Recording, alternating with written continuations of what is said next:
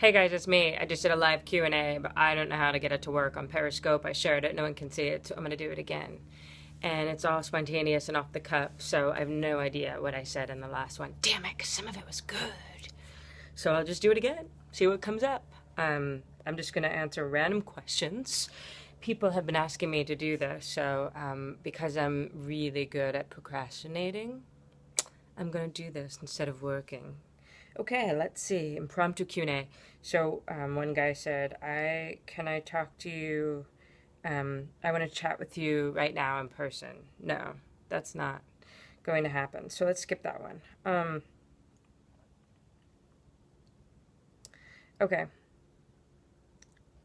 How about this one? I didn't answer this one in the last one, so this will be kind of like spontaneity again. What advice, this is Michelle Stoddard, what advice might you have for anyone wanting to venture out in a similar way as you have, reaching out to others, conducting self-awareness/mindfulness workshops or retreats? I would love to do this, but also struggle with depression, anxiety, physical limitations. Is it possible, or am I kidding myself? You're not kidding yourself. I mean, I would have thought I was kidding myself. I think back when I was waitressing, I was very moody all the time, and so many people thought I was miserable and depressed, but I'd get that all the time. So it's funny, like, what the world said to me was, you're so depressed, you're so miserable, you know, oh, you're never happy. And so it's funny to think that people think of me now as inspiring. It makes me laugh. Hi. Hey. It's my husband. You can't see him because of my hat. I'm going to block him. I'm making a video. I'm doing a Q&A. Do you have a question for me, Robert? How are you so pretty? Oh, gosh. How are you so pretty? I paid him to say that. But anyway, you're not kidding yourself at all. Recently I could feel, you know, this thing happens when all of a sudden you're like, I'm in it, I'm in the groove, and I could feel it happening. But it took a while.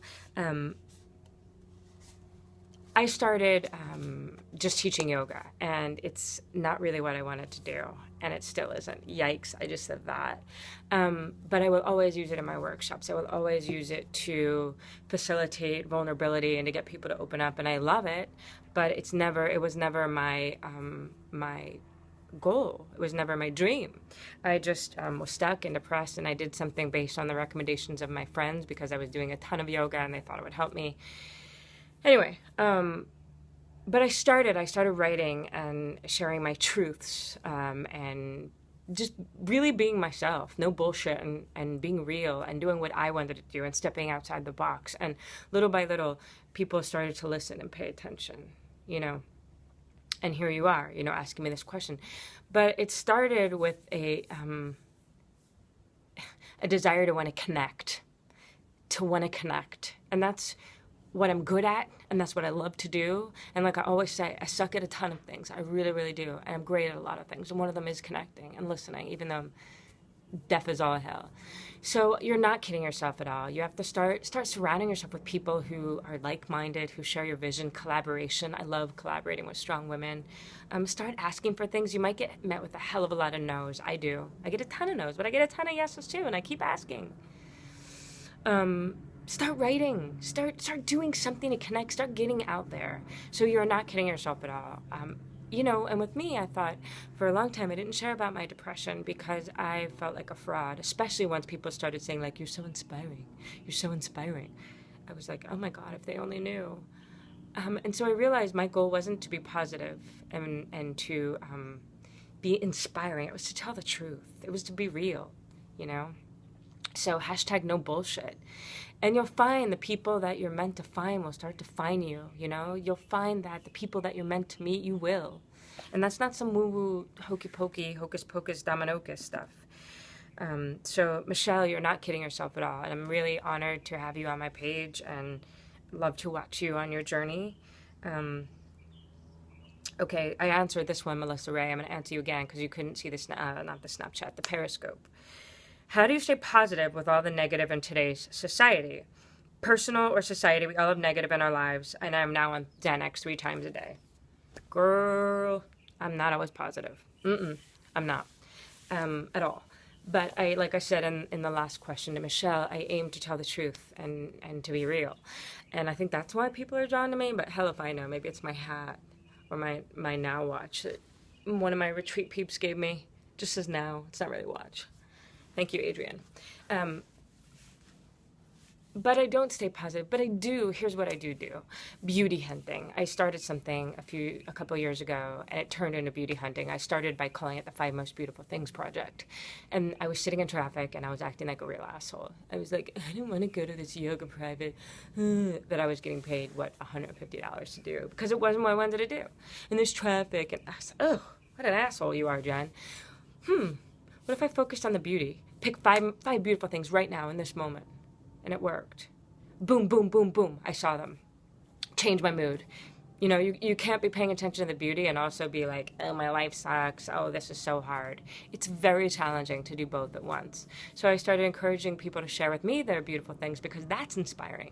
When you tell me what inspires you or what's beautiful to you, that inspires me. It's like we're contagious like that. So that's one way that I really try to stay positive, although I struggle with the ideas of positive and negative. But I stop as often as I can, and I pay attention to what's beautiful, beauty hunting. So to you right now, post below this video, 5 most beautiful things, go.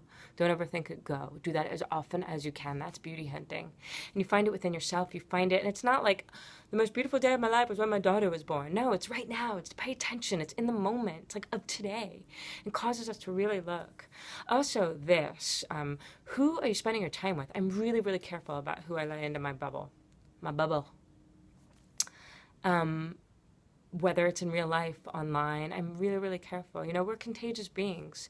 So I spend time with people who make me feel good, who lift me up. And that's not always possible. I get that. Maybe your boss is a jerk or you struggle with your family. But really choose wisely. Whose Facebook are you stalking? We all do. Come on, let's be honest. So, it's work. It's work. And some days, like lately, I just feel so good about this whole Girl Power You Are Enough project that I'm all sorts of fired up and feeling really good and positive. But some days, you know, I'm not. I didn't get any work done last night. I woke up this morning all frustrated with myself and feeling pretty negative. And then I got up and did something, and I started looking for the beauty around me, and I found it. I really did. And one of the things that was on my 5 Most Beautiful Things was you guys, was this page. So I want you guys to know that from the bottom of my heart. I love you guys. I really, really do. So I'm gonna end it now. If you have any more questions, post below. And if it's private, you can send an email to jen@jenniferpastiloff.com. If it's ridiculous, I'm obviously not going to answer it. Or if it's like, you know, mean, why would I answer a mean question? Why are you such an asshole, Jen? Well, I am sometimes. We all are, right? Don't be an asshole. Bye. Q&A is over.